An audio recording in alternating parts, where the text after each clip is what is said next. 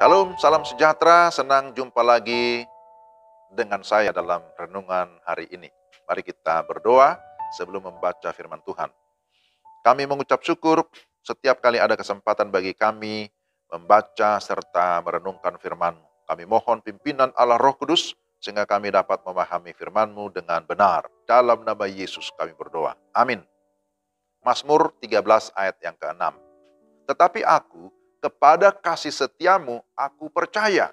Hatiku bersorak-sorak karena penyelamatanmu. Demikianlah firman Tuhan, Mazmur 13 ayat yang ke-6. Renungan kita saya beri tema, tetap percaya tanpa syarat.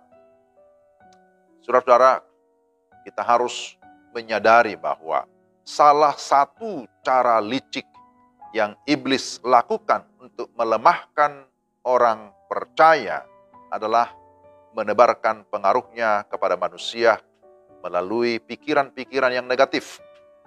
Tujuannya supaya manusia menjadi tawar hati, menjadi kecewa, marah, bimbang, dan kemudian meragukan kuasa Tuhan. Padahal semua hal-hal itu, kebimbangan, keraguan, kemarahan, itu bisa menjadi penghalang untuk kita menerima jawaban doa dari Tuhan.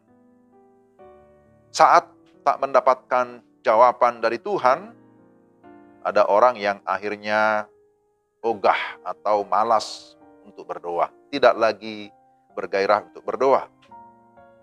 Yang terjadi adalah hidup di dalam segala keluhan-keluhan, selalu komplain menjalani kehidupan. Mengapa begini? Mengapa begitu? Atau seperti pemazmur berkata, berapa lama lagi Tuhan kau lupakan aku terus-menerus? Berapa lama lagi kau sembunyikan wajah-Mu terhadap aku? Berapa lama lagi aku harus menaruh kekhawatiran dalam diriku dan bersedih hati sepanjang hari? Berapa lama lagi musuhku meninggikan diri atasku? Mazmur 13 ayat 2-3. Saudara-saudara, lupakah saudara bahwa Tuhan di dalam Bilangan 23 ayat 11 berkata, bahwa Tuhan bukanlah manusia sehingga ia berdusta, bukan anak manusia sehingga ia menyesal. Masakan ia berfirman dan tidak melakukannya, atau berbicara dan tidak menepatinya?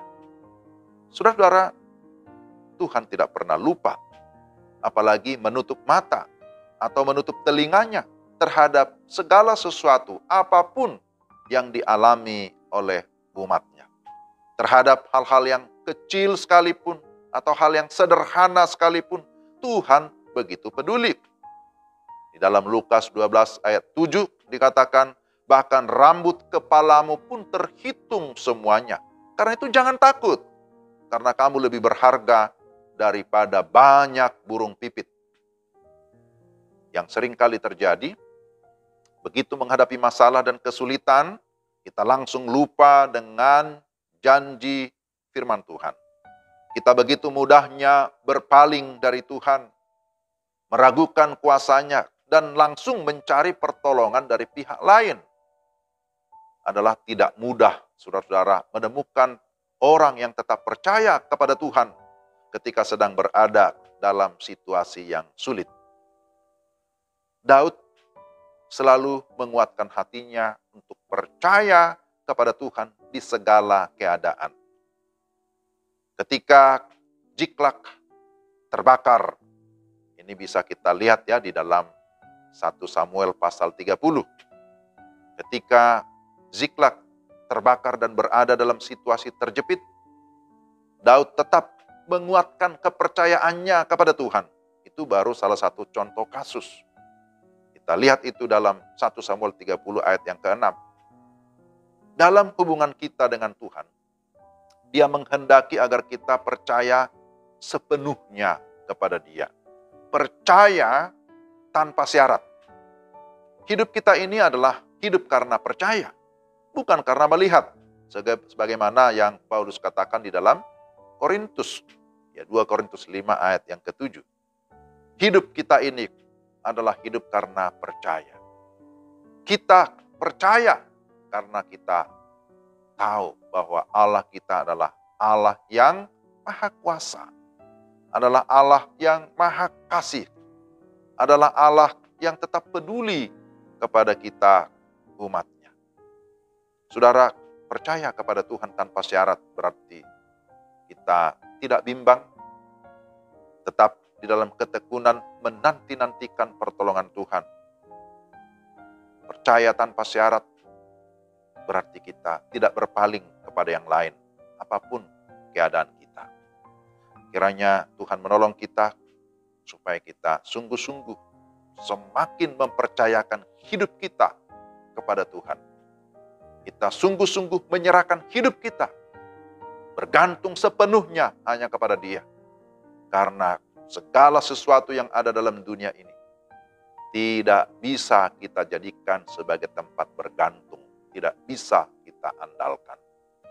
Kiranya sekali lagi, Bapak Ibu Saudara sekalian, di masa-masa Prapaskah ini, kita semakin sungguh-sungguh menghayati karya Tuhan, pengorbanan Tuhan, kasih Tuhan yang ajaib di dalam kehidupan kita. Mari kita berdoa. Tuhan, terima kasih untuk firman-Mu hari ini. Roh Kudus kiranya terus memampukan kami, supaya kami sungguh-sungguh beriman, sungguh-sungguh percaya kepada Allah yang hidup, yang kami kenal di dalam Kristus Yesus. Tuhan memimpin kami menjalani hari-hari ini, supaya kami semakin berserah kepada Tuhan. Apapun keadaan yang terjadi di dalam hidup kami, di lingkungan kami, di tengah dunia ini, kami tidak menjadi tawar hati, tapi kami tetap berserah kepada Allah yang hidup. Dalam nama Yesus kami sudah berdoa. Amin. Demikian renungan kita hari ini. Tuhan memberkati Bapak Ibu sekalian. Selamat berakhir pekan. Shalom.